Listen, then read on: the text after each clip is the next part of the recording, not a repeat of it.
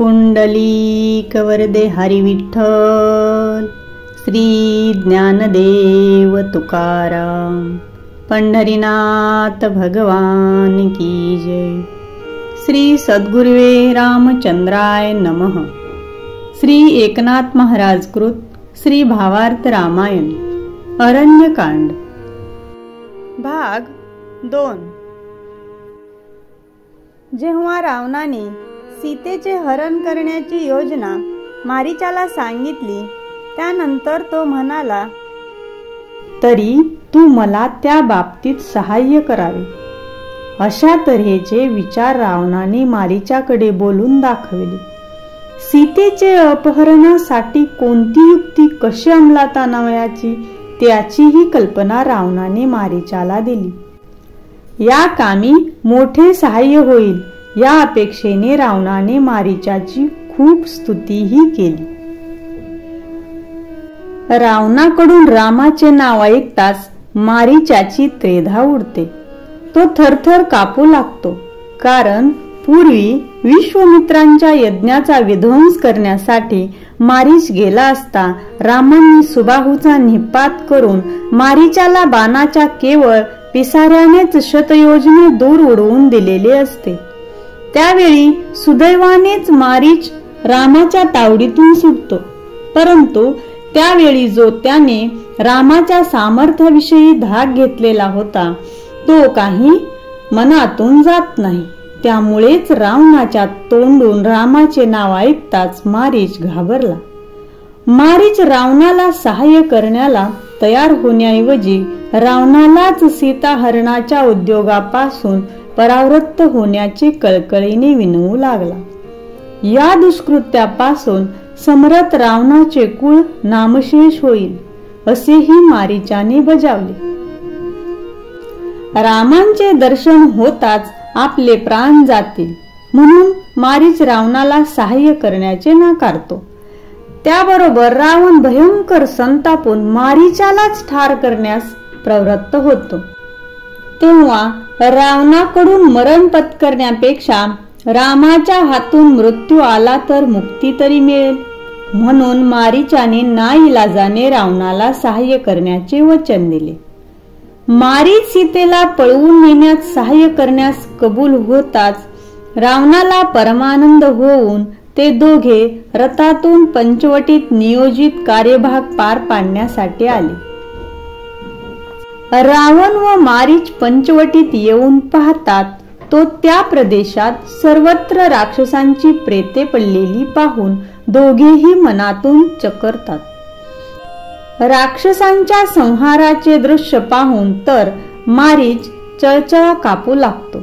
त्यावेळी काही करून सीतेचे अपहरण करण्याच्या कामी आपण मायावी हरिणीचे रूप धारण करून मला सहाय्य करावे अशी कळकळीची विनंती रावणाने मारीचाचे चरण धरून केली। परंतु मारीचाला आपले मरण जवळ आले असल्याचे समजून चुकले होते। तरीही रामबाणाने मुक्ती मिळेल म्हणून त्याने रावणाच्या म्हणण्यास होकार दिला व तात्काळ आश्चर्यकारक अशा सुवर्ण मंडित व रत्न जडित मृगाचे स्वरूप धारण केले। स्वतः रावणही तो सर्वांग सुंदर मनोहारी हरिण पाहून विस्मित होऊन गेला। पंचवटीच्या परिसरातील सर्व ऋषी मंडळीही त्या अदृष्टपूर्व हरणास पाहून चकित झाली। तो हरिण मुद्दाम रामाच्या आश्रमाच्या आसमंतात विहार करू लागताच अपेक्षेप्रमाणे सीतेने तो पाहिला व तिला तो इतका आवडला की ती मोहूनच गेली। आपल्याला आता 6 महिन्यातच वनवास संपवून अयोध्येत जायचे आहे। त्यावेळी अयोध्या नगरीत प्रवेश करताना सुवर्णकांती व सर्वालंकार युक्त हरिणाच्या कातडीची चोळी शिवून घालावी असे सीतेच्या मनात येताच तिने मृगाचा वध करून चोळीसाठी त्या कातडीचा हट्ट रामाजवळ धरला। रामांनाही तो स्वरूप सुंदर अलौकिक मृग आवडलेलाच होता। सीतेची हौस पुरवावी म्हणून त्या मृगाच्या वधासाठी धनुष्यबाण सज्ज करून राम आश्रमाबाहेर पडले. आश्रमातून मृगवधार्थ बाहेर जातेवेळी रामांनी लक्ष्मणाला राक्षसांच्या मायावीपणाची स्पष्ट कल्पना देऊन, मी परत या आश्रमात येईपर्यंत तू हा आश्रम सोडून कोठेही बाहेर जाऊ नये, सदैव सावधान असावे. जरा दुर्लक्ष झाले तरी आश्रमातून सीतेला राक्षस पळवून नेतील, असे वारंवार लक्ष्मणाला बजावून राम त्या मृगाचा वध करण्यासाठी आश्रमातून बाहेर पडले. पुन्हा मागे येऊन राम लक्ष्मणाला सीतेच्या संरक्षणाविषयी खबरदार राहण्याची सूचना करून मग त्या मृगाच्या मागे गेले. तो मृगही मायावी असल्यामुळे रामांना त्यांच्या आश्रमापासून फार दूरवर घेऊन जातो. त्याचा वध करण्यासाठी रामांनी वारंवार लावून नेम धरले, परंतु चपळाईने धूर्त मृग नेम चुकवून दूर जाऊ लागला. शेवटी बरेच दूर अंतर गेल्यावर रामांनी एक अचूक बाण त्या मृगावर सोडताच त्या एकाच बाणाने तो मृग विद्ध झाला. कपाळावर बाण लागताच त्या मारुवी मृगाने, हे सीते, हे लक्ष्मणा, हे सीते, धावा धावा धावा असा मरता मरता रामासारखा स्वर काढून उच्चाराने आक्रोश केला आणि मायावी मृग स्वरूपाचा तात्काळ त्याग करून तो मारीच रूपाने गतप्राण होऊन पडला. मरता मरता मारीचाने लक्ष्मणाला मारलेल्या हाकेमुळे राम साशंक झाले. ही हाक ऐकून जरी लक्ष्मण लगेच माझ्यासाठी आश्रम सोडून बाहेर पडला नाही, तरी सीता मात्र त्याला माझ्या संरक्षणासाठी बळेच आश्रमाबाहेर पाठवील. आणि जर अशा तऱ्हेने लक्ष्मण सीतेला एकटीच आश्रमात सोडून बाहेर पडला की ती संधी साधून रावण सीतेला लागलीच फसवून पळवून नेईल, अशा साशंक विचाराने अस्वस्थ होऊन राम सत्वरा आपले आश्रमाकडे येण्यासाठी घाईघाईने निघाले. मारीचाने रामाच्याच स्वरात हाक मारलेली ऐकताच सीता एकदम घाबरून गेली. ती हाक रामाचीच असावी अशा समजुतीने सीता दुःखाकुल झाली. परंतु लक्ष्मण मात्र अगदी स्वस्थितीतच असतो. यामुळे सीतेला लक्ष्मणाचे फारच आश्चर्य आणि विषादही वाटला. ती लक्ष्मणाला रामांना राक्षसांच्या तावडीतून सोडवण्यासाठी सत्वर धावून जाण्यास सांगते. त्याची कळकळीची प्रार्थना करते. परंतु लक्ष्मणाला रामांच्या दैवी सामर्थ्याची यथार्थ जाणीव असते. त्यामुळे तो सीतेसारखा घाबरून जात नाही. उलट सीतेला तो राम हे अजरामर असल्याचे पटवून देतो आणि धीर धरण्यास सांगतो.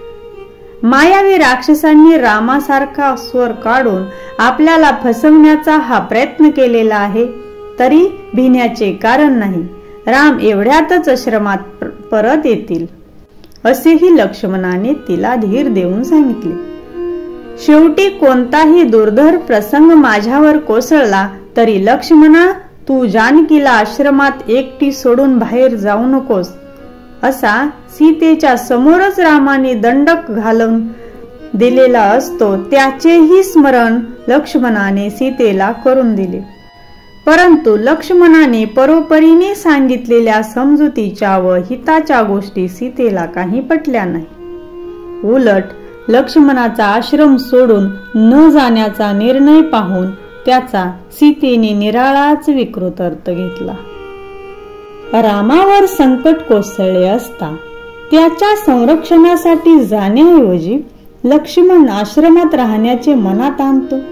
त्या अर्थी आपल्याविषयी त्याच्या मनात दुष्ट अभिलाषा असली पाहिजे. अशा विकल्पाने सीतेने लक्ष्मणाला तसे स्पष्ट बोलून दाखविले. तिचे अंतःकरण विदारण करणारे शब्द ऐकून लक्ष्मण अगदी उद्विग्न झाला आणि क्रोधाने सीतेला आश्रमात एकटी सोडून जाताना त्याने सीतेलाच शाप दिला की मी आश्रमातून गेल्यावर राक्षस तुला पळवून नेतील व कष्टप्रद अवस्थेत 6 महिनेपर्यंत तुला रामाचे दर्शनही होणार नाही. नंतर लक्ष्मणाने सीतेच्या संरक्षणार्थ आश्रमाबाहेर एक रेषा काढली आणि योगी, तापसी, संन्यासी कोणीही जरी आले तरी जानकी, तू ही रेषा ओलांडून त्यांना भिक्षा घालू नकोस. राक्षस किंवा कोणीही या रेषेच्या आत येऊन तुला पळवू शकणार नाहीत, म्हणून तू रेषा न ओलांडण्याचा नियम पाळ. असे वारंवार सीतेला बजावून जड अंतःकरणाने लक्ष्मण रामांच्या शोधाकरिता धनुष्यबाण घेऊन आश्रमातून बाहेर पडला. याप्रमाणे लक्ष्मण आश्रमाबाहेर पडल्यानंतर एका अश्वत्थ वृक्षाखाली राम स्वस्थ बसलेले लक्ष्मणाला दिसले. त्याबरोबर अतिशय आनंद होऊन लक्ष्मण धावतच रामाच्या समोर येऊन उभा राहिला. त्या दोघांची दृष्टादृष्ट होताच दोघांनीही प्रेमालिंगन देऊन आपला आनंद व्यक्त केला. नंतर भानावर येऊन रामाने सीतेच्या संरक्षणाविषयी लक्ष्मणाला विचारले.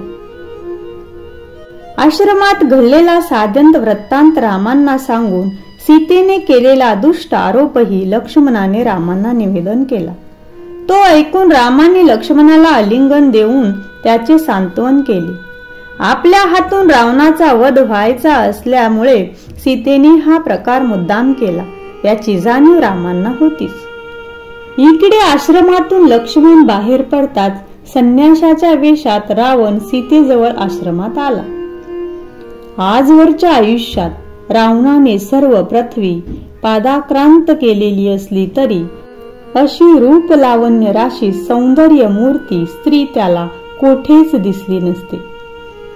त्यामुळे त्या स्वर्गीय रूपाला भाळून 14 चौकड्यांचे साम्राज्य करणारा हा महापराक्रमी सम्राट सीतेच्या केवळ दर्शनानेच भिक्षेकरी झाला.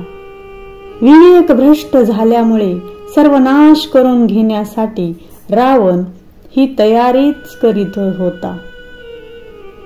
वेळ काढला तर राम आश्रमात येऊन माझा घात करील, तेव्हा विलंब न लावता आपण नियोजित कार्यभाग साधला पाहिजे असे ठरवून रावणाने सीतेला विचारले की या अत्यंत दुर्गम अशा दंडकारण्यात तू एकटीच्या आश्रमात का बरे येऊन राहिली आहेस? तू तर सुकोमल अशी राजकन्या दिसत आहेस आणि या राक्षसाच्या श्वापदांच्या अरण्यात एकटीच कशी आलीस? असा प्रश्न त्या संन्यास रूपधारी रावणाने विचारल्यावरून सीतेने प्रजाळपणे आपल्या स्वयंवरापासूनचा वृत्तांत रावणाला निवेदन केला व लक्ष्मणासह सुवर्ण मृगाचा वध करण्यासाठी माझे पतिदेव बाहेर गेले असून लक्ष्मणही गेल्यामुळे आश्रमात मी एकटीच आहे. रावणाने सीतेला या अरण्यात तुला जराही भय वाटत नाही असे विचारले. त्यावरून केवळ रामांनी सोडलेल्या एका दर्भाच्या काडीने कावळ्याला जन्माची अद्दल घडवल्यामुळे माझ्याकडे कोणाला वाकड्या नजरेने पाहण्याची हिम्मत होत नाही असे बोलून शूर्पणखा, खरदूषण यांची रामांनी कशी संभावना केली ते सांगून रावण कुंभकर्णाचा वध करण्याचा निश्चय रामाने केला असल्याचेही सीतेने रावणाला सांगितले. इकडे सांगून सीतेने त्याला बसण्यासाठी आसन दिले. त्यावेळी तिला पळवण्यासाठी रावण तिच्या जवळ जाऊ लागला, परंतु लक्ष्मणाने काढलेली रेषा मध्ये असल्यामुळे रावणाची मायावी शक्ती त्या ठिकाणी चालत नाही. म्हणून रावणाने कपटाने भुकेचे ढोंग करून सीतेला रेषेबाहेर येऊन भिक्षा घालण्यास सांगितले. तुझ्या दरवाजातून मी परत जाईन असे त्या अतिथीने सांगताच सत्व हरण होईल म्हणून सीता रेषेबाहेर येऊन त्याला भिक्षा घालण्यास प्रवृत्त झाली. त्यावेळी देवांची गडबड उडाली. जर रावणाने सीतेला पकडले तर जगदंबा स्वरूप सीता रावणाचे तात्काळ भस्म करेल परंतु त्यामुळे राम लंकेत येणार नाहीत. रावणाच्या बंधनातून त्याचा मुलगा इंद्रजित आपली सुटका करणार नाही. अशा चिंतेने आश्रमात येऊन देवांनी भिक्षा न घालण्याविषयी सीतेला विनवणी केली. त्यामुळे देवांना निश्चिंत राहण्याचे आश्वासन देऊन सीता प्रत्यक्ष रावणाच्या समोर न जाता तिने आपली छाया भिक्षा वाढण्यासाठी बाहेर पाठवली. त्या छायारूपी सीतेने लक्ष्मण रेषा ओलांडून भिक्षा वाढण्यासाठी पुढे येताच त्या भिक्षेकऱ्याने सीतेला पकडले व मूळ रावण वेशात तो प्रकट झाला. रावणाने तिला आपली भार्या होण्याचे प्रलोभन दाखविले व सीतेला आपल्या रथात घालून त्याने प्रयाण केले. रावणाचे खरे रूप लक्षात आल्यामुळे श्रीरामांच्या लक्ष्मणाच्या नावाने सीता आक्रोश करू लागली. लक्ष्मणावर दुष्ट आरोप करून त्याला आश्रमाबाहेर पाठवल्याचा सीतेला पश्चाताप झाला. रावणाची निर्भसना करून रामाकडून सर्वनाश होईल अशी सीतेने रावणाला समजही दिली. परंतु स्त्री लंपट रावण उलट सीतेलाच पट्टराणी करण्याचे प्रलोभन दाखवून तिचा अनुनयच करू लागला. सीतेचा आक्रोश ऐकून कदाचित राम ऐकून आपला संहार करील असे रावणास वाटून तो सीतेसह रथ आकाश मार्गाने नेऊ लागला. तिचे आक्रंदन ऐकून राम सेवक जटायूने रावणाला अडविले. त्या जटायूच्या लक्षात एकंदर प्रकारे येताच सीतेला रावणाच्या तावडीतून मुक्त करण्यासाठी त्याने रावणाला युद्धाचे आव्हान दिले. त्यामुळे रावण अतिशय क्रुद्ध झाला व त्याने धनुष्यबाण हाती घेऊन जटायूवर प्रखर बाण वृष्टी सुरू केली. परंतु जटायूच्या पंखाच्या प्रचंड सामर्थ्यापुढे रावणाचे बाण अगदीच निष्प्रभ ठरले. जटायूने रावणाची अगदी त्रेधा उडवून त्याचा रथच अडवून घेतला. त्यावेळी जटायूने रावणाची अगदी त्रेधा उडवून त्याचा रथच अडवून ठेवला. त्यावेळी मारीचाने केलेला उपदेश रावणाला आठवला. नंतर रावणाने जटायूवर 100 प्रखर बाणाचा मारा करताच जटायूने त्याच्या बाणाचा चुराडा तर केलाच, परंतु त्याचे धनुष्य, रथ, ध्वज, सारथी आणि घोडे यांचाही नाश केला. आपल्या तीव्र नखांनी जटायूने रावणाच्या शरीराची अगदी चाळण करून टाकली. त्यावेळी रावणाने रथातूनच सीतेसह उडी मारली व तो गगन मार्गाने गुप्तपणे सीतेला नेऊ लागला. जटायूला दिव्य दृष्टी असल्यामुळे त्याने रावणाला परत मार्गातच अडविले व इतके घायाळ केले की रावणाला सीतेला मुक्त करणे भाग पडले. सीता मुक्त होताच जटायूने तिला संरक्षणाचे विवचन दिले. रावण सीतेला टाकून परत जात होता. तो पुन्हा परतून आला व त्याने जटायूला द्वंद्वयुद्धाचे आव्हान दिले. त्यातही जटायूने रावणाचा पराभव केला. आपला निभाव लागणार नाही हे ओळखून रावणाने कपट करण्याचे ठरविले व जटायू रामभक्त असल्यामुळे रामाची शपथ घालून त्याला तुझा मृत्यू कशात आहे असे विचारले. जटायूनेही तोच प्रश्न रावणाला केला. तेव्हा रावणाने डाव्या पायाच्या अंगठ्यात आपले मरण असल्याचे खोटे सांगितले व जटायूने आपल्या पंखात आपले मर्म असल्याचे रावणाला सांगितले. मग काय, पायाचा अंगठा फोडण्यासाठी जटायू खाली येताच रावणाने तात्काळ जटायूचे पंख कापले व जटायू हतवीर्य होऊन खाली कोसळला. जटायूच मूर्छित होऊन असन्मरण अवस्थेत पडलेला पाहताच सीतेला तीव्र दुःख झाले. जटायू मूर्छित होऊन धरणीवर पडल्याबरोबर रावणाने सीतेला हाताने उचलून गगन मार्गाने लंकेकडे प्रयाण केले. सीतेचे सामर्थ्य अद्भुत होते. तिने मनातच आणले असते तर रावणाचा एका क्षणात तिला निपात करता आला असता. परंतु रामाच्या अवतार कार्याची सीतेला कल्पना असल्यामुळे तिने आपल्या सामर्थ्याचा उपयोग केला नाही. सीतेचा धावा आक्रोश आकाश मार्गाने जाताना चालूच होता. रामांना आपला शोध लागावा म्हणून सीता आपले अलंकार भूषणे वगैरे ठिकठिकाणी वरून टाकीत होती.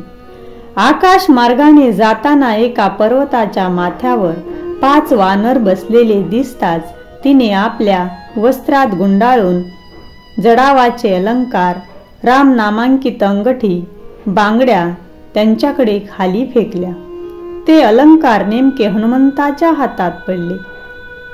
त्याने सुग्रीवाला ते अलंकार दाखविले व आपल्या मस्तकावर धारण करून त्यांना वंदन केले. आकाशातून रामाच्या नावाने चाललेला धावा ऐकताच क्रोधाविष्ट होऊन हनुमंताने उड्डाण केले. आता हे नवीन संकट निर्माण होऊ नये म्हणून रावण लागलीच तळात गेला व सीतेसह लंकेत पोहोचला. लंकेत गेल्यावर रावणाने सीतेला आपल्याशी विवाह करण्याविषयी परोपरीने विनविले. अनेक सुखकारक प्रलोभने दाखविली, परंतु सीतेवर त्याचा काहीही परिणाम झाला नाही. उलट सीतेने रावणाचा धिक्कार केला.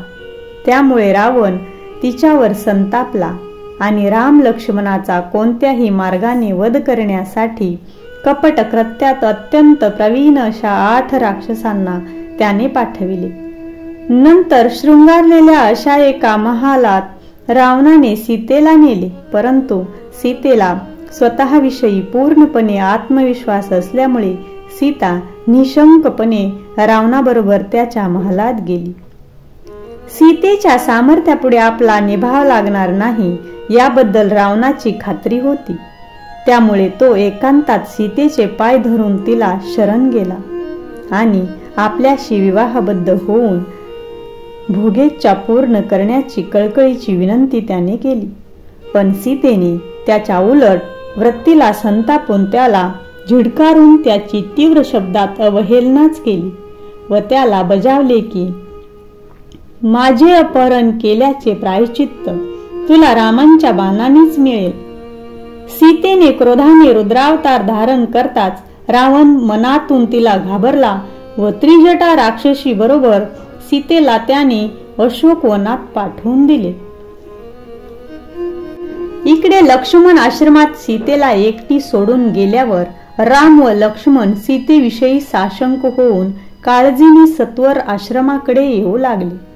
येत असताना डावाडोळा लावणे, मार्गात वारंवार अडखळे असले अपशकून त्या दोघांना होऊ लागले. त्यामुळे आश्रमात सीतेची भेट होईल की नाही याची रामांना काळजी वाटू लागली. सीतेला एकटी सोडून लक्ष्मण आलेला होता म्हणून रामांनी त्यालाच दोष दिला. घाईघाईने राम लक्ष्मण पंचवटीत आले. तो तेथे सीता कोठे दिसेना म्हणून लगबगीने त्यांनी आश्रमात येऊन पाहिले तो आश्रमात सीता नाही. त्याबरोबर दोघांच्याही तोंडचे पाणी पळाले. रामांनी मार्गात बोलल्याप्रमाणेच सीता आश्रमातून पळविली गेली व त्याला आपणच खरे कारणीभूत झालो म्हणून लक्ष्मणाला अतिशय दुःख झाले. त्यांनी गंगा किनारी सर्व परिसरात फिरून सीतेचा शोध केला, परंतु सीता कोठेही दिसेना. सीता न दिसल्यामुळे सर्व पंचवटीवरच अवकळा पसरली. राम हे जाणून होते की आपल्या हातून लंकेत रावणाचा वध व्हावा व रावणाच्या बंधनात असलेल्या देवाची आपल्याकडून सुटका व्हावी म्हणून सीता स्वतः आपणहून लंकेत गेली आहे. तरीही अवतार कार्य करण्यासाठी आपण हा देह धारण केला असल्यामुळेच लौकिक आचार हे समाज स्थैर्यासाठी पाळणे आवश्यकच आहे. म्हणून सीतेसाठी रामांनी विलाप केला.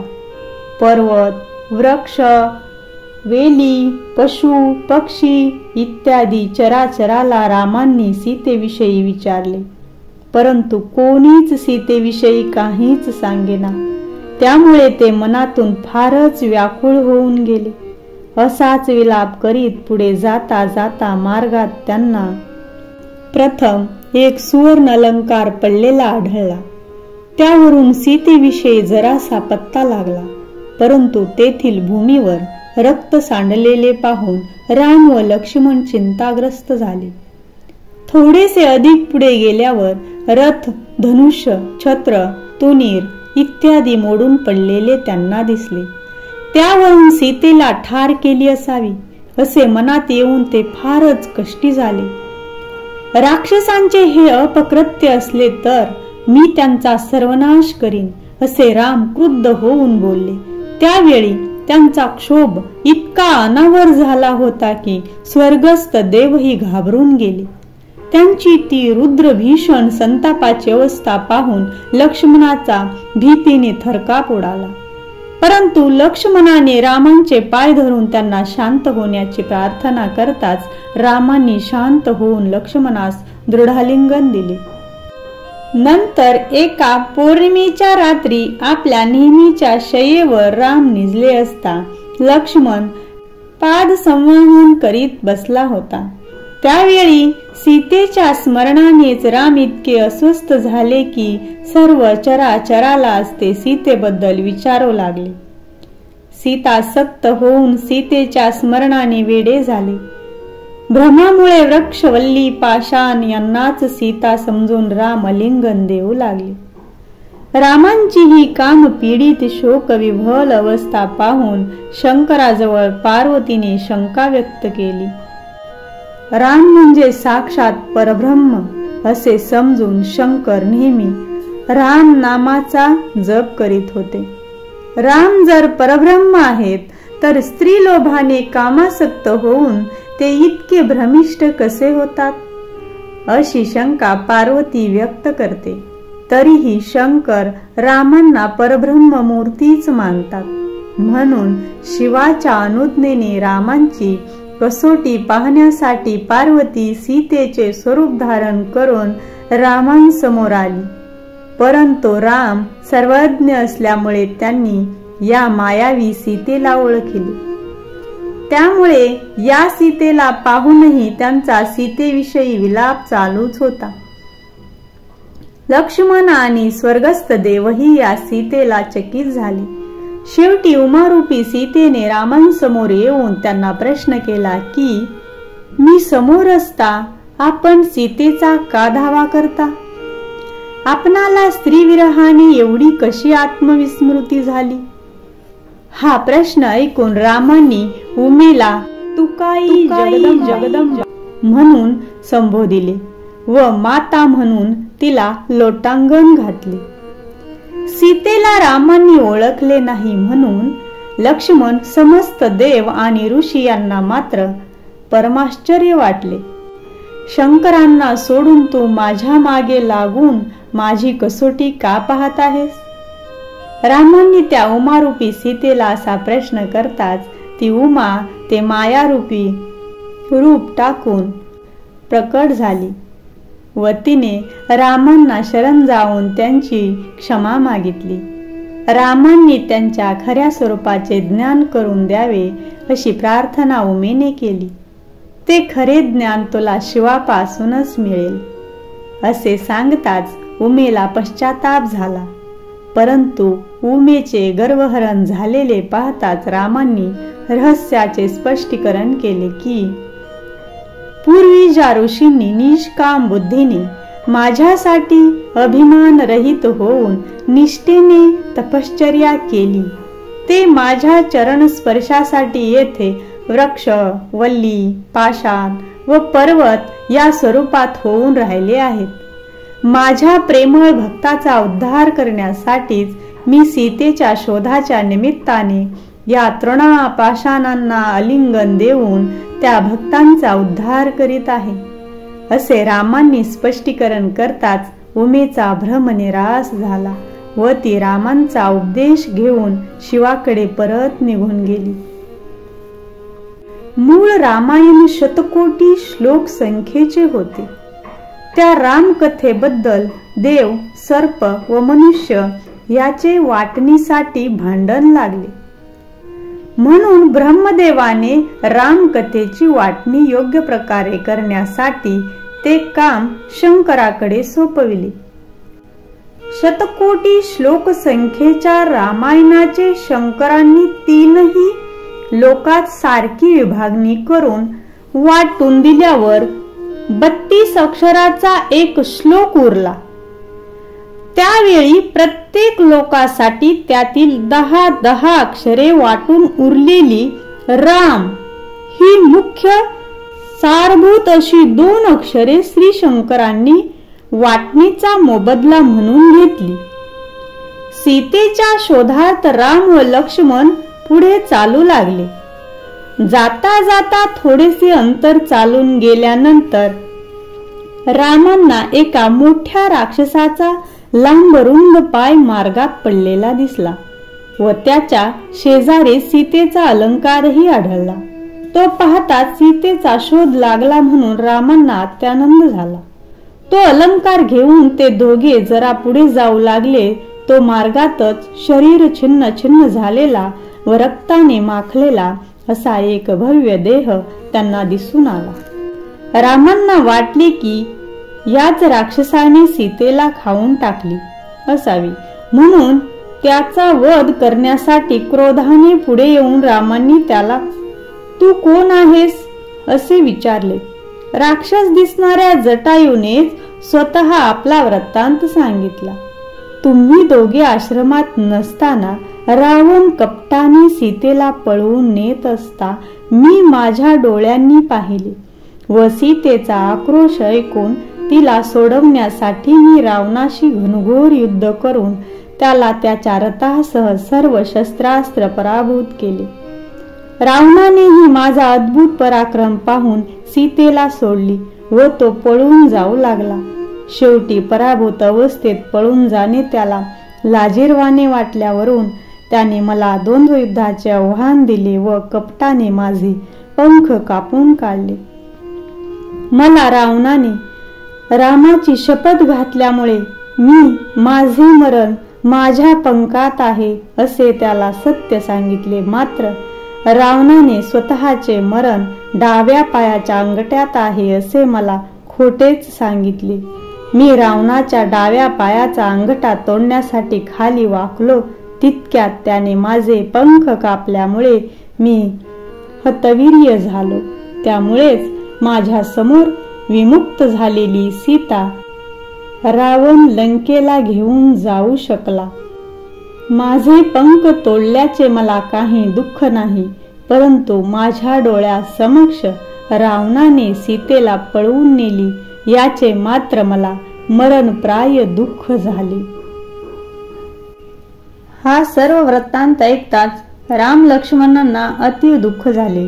जटायूकडून रावणाने सीता पळवून नेली एवढे तरी समजले, परंतु वरील वृत्तांत सांगून जटायू मूर्छित झाल्यामुळे रावणाने सीतेला कोठे नेली हे समजण्यास मार्ग नव्हता. कारण जटायूला पुढील हकीकत सांगण्याचे त्राण नसल्यामुळे त्याचा जीव कासावीस होऊन तो डोळे मिटू लागला. तेव्हा रामाने त्याला बरा करण्याचे ठरवून त्याला रावणवधार्थ सहाय्य करण्याची विनंती केली. परंतु रामांच्या हातून फक्त मरण यावे अशी अखेरची एकच इच्छा जटायूने व्यक्त केल्यामुळे रामांचा नाईलाज झाला व त्यांनी जटायूला उत्तम गती प्राप्त करून दिली. जटायूचे प्राण जाताच त्याने दिव्य देह धारण केला व तो रामांना लोटांगण घालून हात जोडून उभा राहिला. तेवढ्यात वैकुंठाहून विष्णुदूतांनी जटायूला वैकुंठात नेण्यासाठी खास विमान आणले.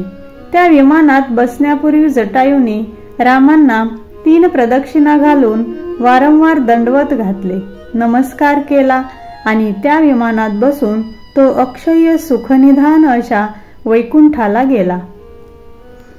वैकुंठात गेल्यावर ते दशरथ भेटले तर रावणाने वनवासातून सीतेला पळवून नेली हे वर्तमान मात्र त्यांना तू सांगू नकोस, कारण वनवासात सीतेचे संरक्षण आम्हाला करता आले नाही ही सूर्यवंशाला लाजिरवाणी गोष्ट असल्यामुळे दशरथ राजे क्रोधाविष्ट होऊन लंकाधीश रावणाचा वध करण्यासाठी स्वतःच येथे येतील आणि फारच अनर्थ ओढवेल. त्यापेक्षा रावणाचा समस्त परिवारासह संहार झाला की तोच हे वर्तमान नंतर दशरथाला सांगेल आणि माझा पराक्रम ऐकून दशरथालाही अत्यानंद होईल, असे रामाने जटायूला वैकुंठाला जाताना बजावल्यावर त्याप्रमाणे वचन देऊन जटायू वैकुंठाला निघून गेला. जटायूचा उद्धार करून राम व लक्ष्मण अरण्यातून पुढे जाऊ लागले.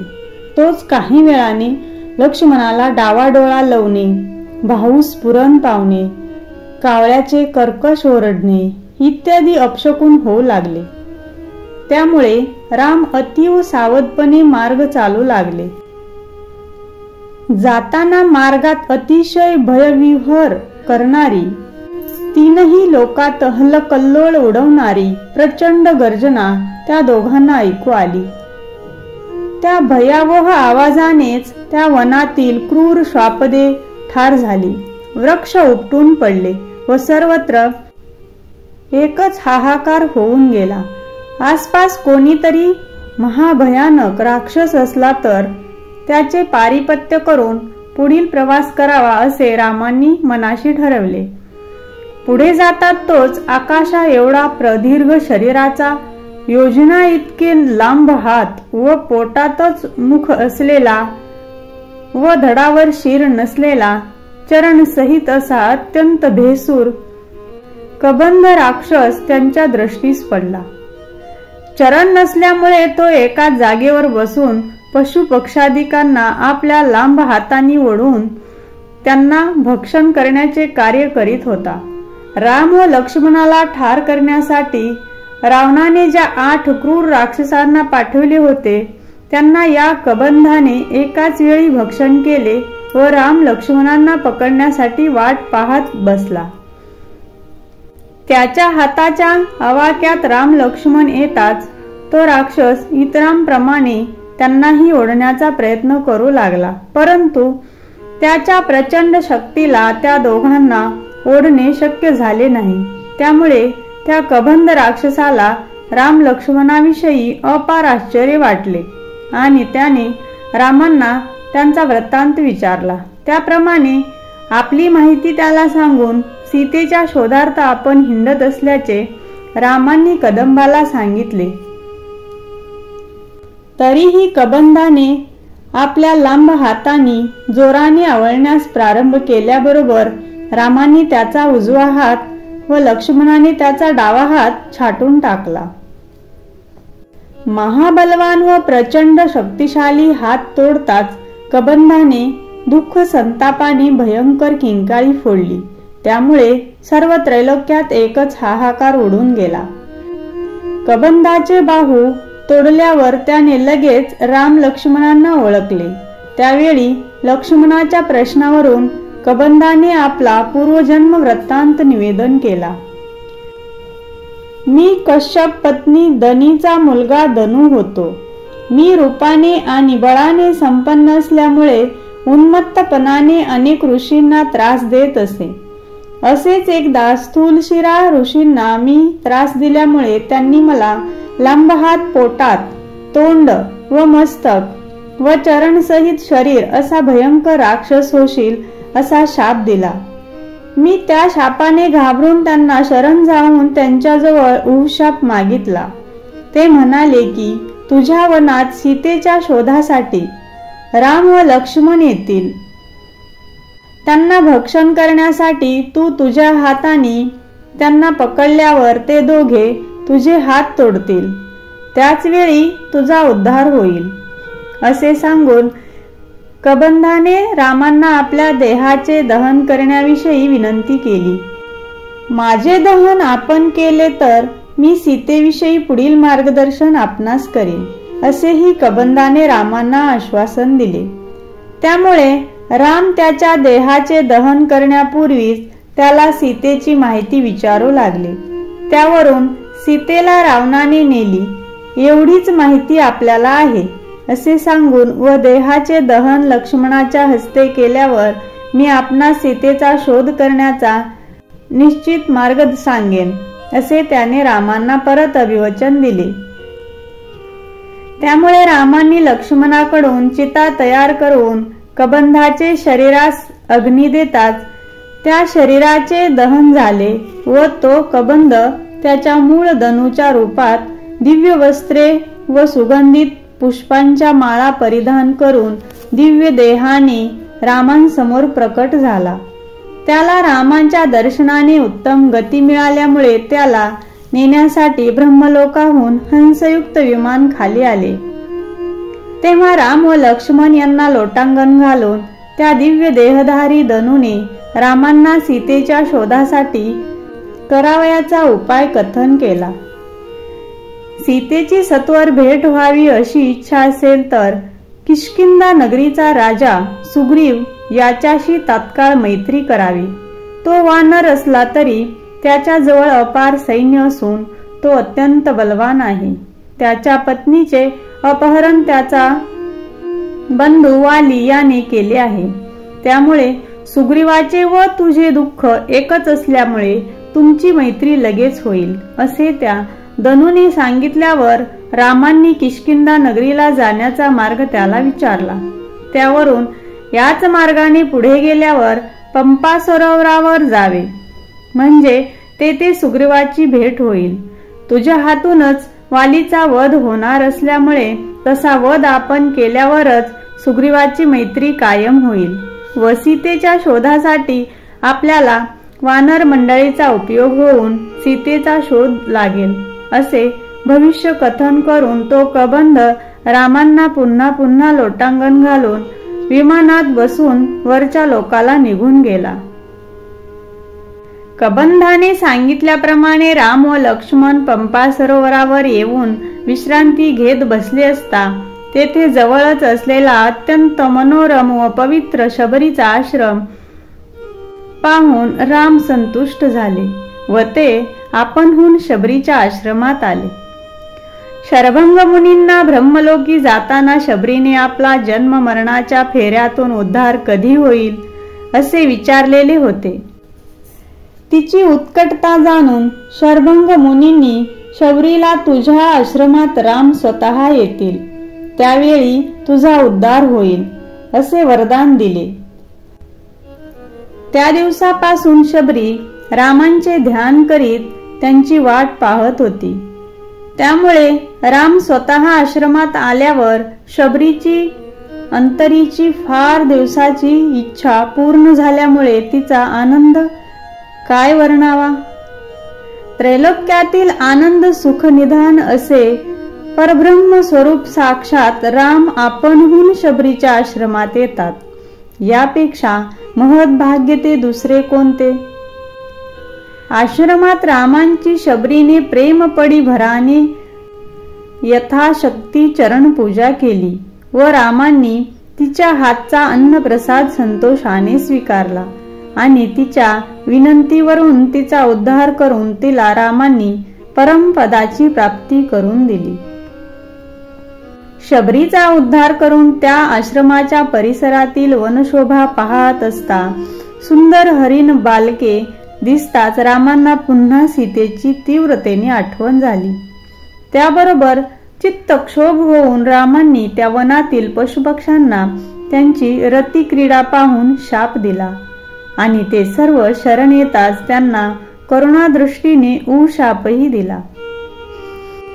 कोकिळाचे सतत पंचमाला पांतील कूजन ऐकून त्यांची वाणी बंद होईल असा रामांनी शाप दिला व कोकिळा यांनी शाप मागितला. म्हणून फक्त वसंत ऋतूच्या 2 महिन्यातच तुमचा कंठ गात राहील व इतर महिने तुम्हाला मौन होईल, असे सांगितले. याप्रमाणे गजगजींना शाप दिला की गजाने गजीशी रतिक्रीडा केली की गजाचा प्राण जाईल. नंतर गजीशी संभोग केल्यावर गजी हत्तीच्या गंडस्थळावर उदक घालील व त्याला पुन्हा जीवदान मिळेल, असा शाप दिला. त्याप्रमाणेच हत्ती व हत्तीनीचे मैथुन हे फक्त पाण्यातच होते असे आजही दिसते. हरणालाही स्त्रीसंग घडला की त्याचा प्राण जाईल असा शाप मिळाला, परंतु गाण्याने भुलवून हरणांना मारणारा पारधी आला की त्या हरणाचा प्राण जाईल. इतर वेळी स्त्रीसंग सुखकारक होईल असा ऊस शाप दिला.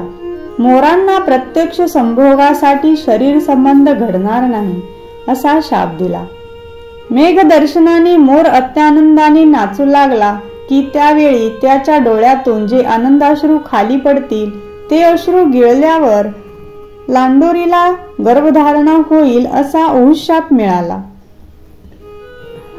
अजूनही मोर व लांडोरी यांचा प्रत्यक्ष शरीर संभोग होत नाही.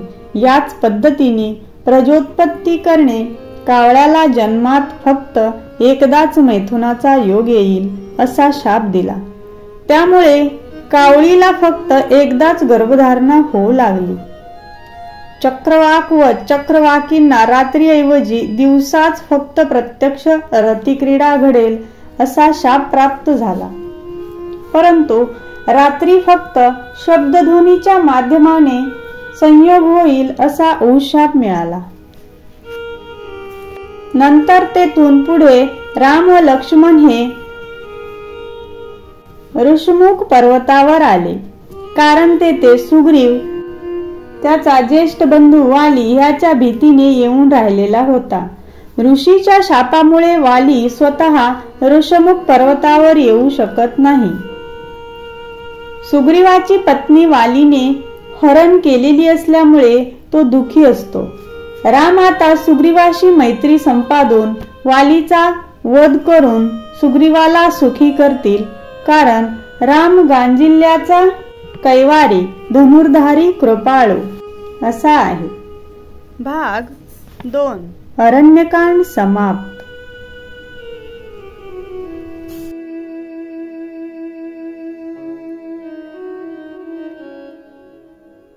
बेल आयकॉनवरती क्लिक करा आणि भक्ती आनंद चॅनलला सबस्क्राईब करा.